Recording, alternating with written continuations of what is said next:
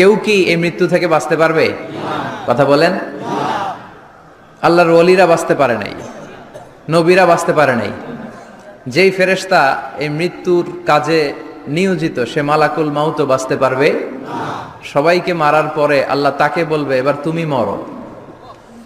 মুত ইয়া মালাকাল মাউত, হে মৃত্যুর ফেরেশতা তুই মর। তখন সেও মরে যাবে, কেউ থাকবে না, থাকবে শুধু একজন, তিনি কে?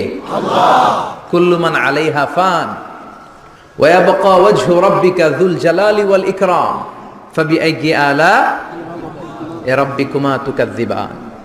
এই পৃথিবীতে যা দেখো সব ফান, সব চলে যাবে, নিঃশেষ হয়ে যাবে, থেকে যাবে একজন, তিনি কে? আল্লাহ।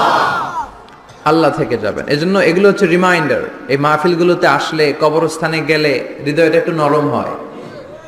কোরআনের কথা শুনলে, বিশ্বনবীর কথাগুলো শুনলে, আখিরাতের কথা শুনলে, জান্নাত জাহান্নামের কথা শুনলে হৃদয়টারে নরম করে দেয় কে?